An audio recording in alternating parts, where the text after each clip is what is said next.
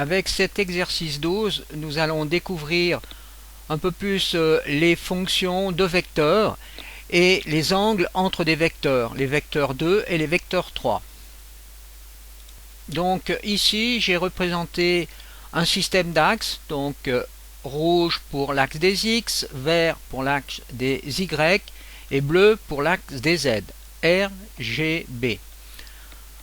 Donc ici, on a un cube qui se trouve à une distance de 4 unités par rapport à l'axe des X.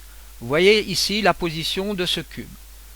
Alors maintenant, regardons ce qui se passe lorsqu'on déplace ce cube en sens négatif. On voit qu'il passe ici avec un axe négatif. Et là, on a un axe positif. Pour l'axe des Y, on est en positif dans ce sens et on est en négatif vers le bas. En ce qui concerne l'axe des Z, on est positif dans la profondeur et en négatif lorsque le cube vient vers nous. Ceci est le système d'axes utilisé dans le moteur de Unity. Dans cette scène, j'ai créé un point de pivot, une cible. Alors le point de pivot se trouve donc ici, vous voyez en wireframe, car c'est un petit box avec une échelle extrêmement petite de 0.05 dans l'axe des X, Y et Z. Maintenant, la position de ce petit cube est dans l'axe des X 0.001 et ceci est voulu pour éviter un bug sur les vecteurs dans le calcul vectoriel. Maintenant, ici, j'ai une cible qui est un cube qui se trouve un peu plus loin que je vais déplacer et utiliser comme cible. En mode texturé, le pivot se trouve à cet endroit, donc au centre du monde, et la cible se trouve ici à une distance de 4 unités suivant l'axe des X. Je crée ce premier bout de programme. Ici, je commence par un global update, donc ceci va me permettre de faire un calcul en permanence du déplacement par exemple de la cible. Ensuite ici j'ai mis un petit timer de 0.1 seconde pour ralentir un petit peu la vitesse de calcul. Ensuite je commence ici par mettre un get position rotation. Alors souvenez-vous, ce get position rotation permet de savoir quelle est la position d'un objet et son angle de rotation. Alors pour l'instant, je m'intéresse que à la position de cet objet. Eh bien, cet objet, c'est le pivot. Alors, souvenez-vous, dans la scène, le pivot se trouve donc à cet endroit. Ensuite, je fais la même chose pour la cible. C'est l'autre cube. Ici, je crée une variable nommée position vecteur 3 du pivot. Et ici, position du vecteur 3, cible. Donc ce sont ici des vecteurs qui sont renvoyés pour la notion donc de position. Donc nous avons dans ces deux variables des variables du type vectoriel, du type vecteur 3, pour être plus précis. Maintenant, je désire connaître l'angle entre ces deux vecteurs. Eh bien, j'utilise un getAngle vecteur 3 et je mets sur l'entrée A et l'entrée B la position des vecteurs 3 du pivot et de la cible. Et ici, dans la sortie angle, on a une valeur en floating point qui représente l'angle entre ces deux vecteurs. Ensuite, avec ces deux modules, eh bien, j'imprime le résultat à l'écran. Donc là, angle égale valeur de l'angle. Maintenant, plus loin, ici, j'ai la magnitude. Eh bien, la magnitude, ça retourne la distance entre les deux vecteurs. Et qu'est-ce que je retourne comme distance? Eh bien, la distance du position vecteur 3 cible par rapport au vecteur pivot. Donc ici, j'ai la longueur du vecteur résultant. Et là, j'affiche de nouveau le résultat à l'écran. Je me mets maintenant en mode game. Alors, on a ici le pivot et on a le cube ici, la cible. Alors, la cible est à une position de 4 unités suivant l'axe des X. Eh bien, regardons l'angle entre ces deux vecteurs. si je fais play, eh bien j'ai un angle de 0 degré, ce qui est absolument logique, et j'ai une magnitude de 4, ce qui correspond ici à ces 4 unités. Dans ce cas-là, c'est assez simple. Si maintenant je dépasse la cible à 4 unités en hauteur, eh bien on a un angle de 90 degrés et une magnitude de 4. Alors on peut maintenant se poser la question, que se passe-t-il si maintenant je déplace, suivant l'axe X, de 4 unités? On devrait avoir normalement un angle de 45 degrés, ce qui est le cas, et ici une magnitude de 5,6. Alors comment on peut vérifier la magnitude? Eh bien souvenez-vous, on peut utiliser le théorème de Pythagore dans ce cas, car on est dans un plan. Alors on a un triangle qui est représenté ici. Et ici c'est la valeur de C, souvenez-vous.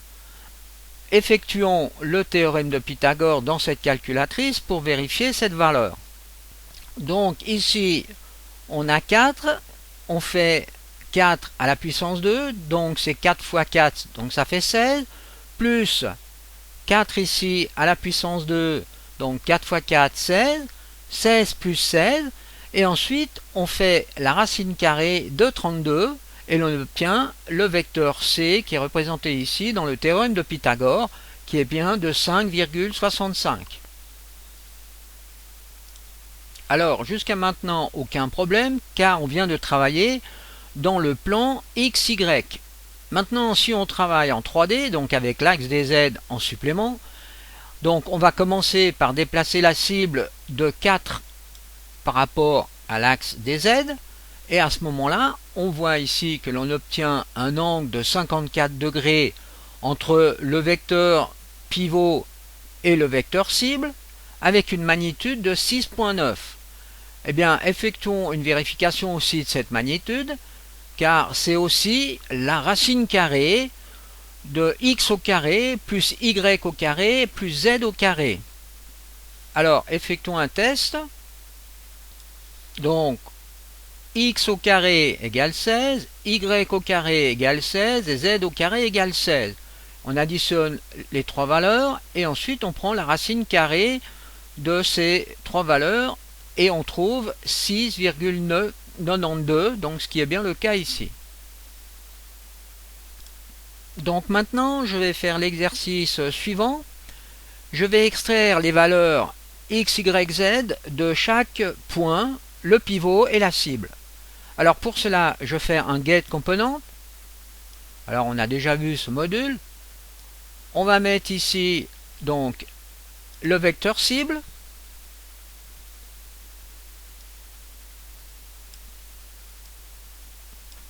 Je fais la même chose pour la cible. Donc j'ai fait ça ici pour le pivot. Maintenant je fais pour la cible. Et je mets ces valeurs dans des variables x, y et z. Donc je mets ces variables dans des variables nommées, donc x pivot, y pivot, z pivot, et là x cible, y cible, z cible. Je mets 3 fichiers log pour vite vérifier donc la position surtout de la cible. Alors souvenez-vous, la position de la cible est seulement de 4 unités dans l'axe des X et Y et Z est à 0. Alors on fait un salve debug et on teste ce programme. Alors je lance le programme, je me mets en mode console et vous voyez ici on a X 4, Y et Z 0. Donc là tout fonctionne correctement. Alors maintenant je vais faire une conversion d'un vecteur 3 en un vecteur 2 sur le plan XZ. Sur ce plan ici. Alors pour recréer un vecteur 2, eh bien j'utilise un set component vecteur 2. Et là je vais utiliser donc pour le pivot l'axe des X et l'axe des Z, puisque j'ai dit que je voulais travailler dans le plan XZ. Alors ce programme va nous permettre de calculer l'angle getAngle vecteur 2 entre les deux vecteurs que j'ai créés ici. en prenant donc les valeurs X et Z pivot, X cible, Z cible. Ensuite, on fait un getAngle en mettant ces deux valeurs entre A et B. On a l'angle ici et on affiche le résultat à l'écran. Alors vérifions ce programme.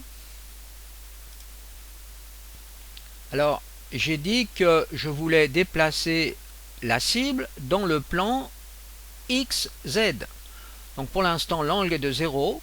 Alors maintenant, si je déplace dans la direction des Z de 4 unités, ici le cube, normalement je devrais avoir un angle de 45 degrés. Alors vérifions, je déplace Z en positif, on voit l'angle qui évolue, et quand j'arrive à 4, eh bien j'obtiens l'angle de 45 degrés, ce qui est tout à fait normal. Maintenant, je vais faire le même exercice, mais dans le plan XY, donc dans ce plan-là. Alors, on fait exactement la même chose, simplement, on fait avec XY pivot, XY cible. Et là, on affiche donc le résultat à l'écran. On effectue un test, cette fois-ci, on va déplacer la cible sur l'axe des Y en positif. Donc au moment où j'arrive à 4, je suis de nouveau à 45 degrés.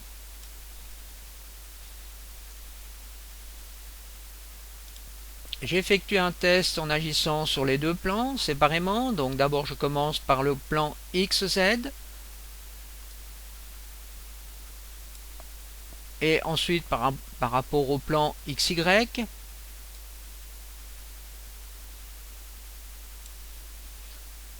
Donc là, si je mets 4, j'ai 45 degrés et j'ai le cube qui est situé, vous voyez, au centre donc de ce cube virtuel.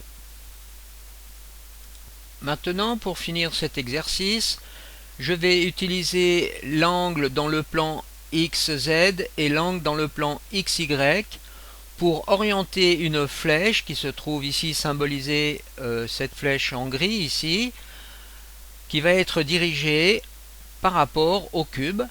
Alors, effectuons un test. Vous voyez, quand je déplace donc dans le plan XZ, la flèche se déplace bien en direction du cube.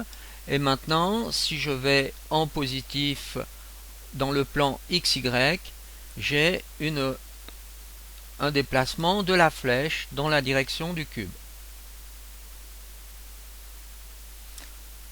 Donc, regardons comment on a terminé cette programmation. J'utilise donc un module 7 rotation. Sur le target, eh bien, vous voyez, j'ai le GameObjet qui est donc la pointe. Et ensuite, je vais mettre des valeurs dans X et dans Y par rapport au plan. Alors ici, j'ai fait une petite subtilité. J'ai fait un additionneur. J'additionne donc à l'angle qui est donné ici la valeur de moins 90. Ensuite, j'inverse cette valeur de nouveau pour l'introduire dans la variable Y ici. Et de l'autre côté, pour l'angle XY, je fais simplement une inversion de la valeur qui est ici, que j'applique donc sur l'axe des X. Ceci a été nécessaire pour obtenir une orientation correcte de la pointe. Donc ceci sera la fin de cet exercice 12.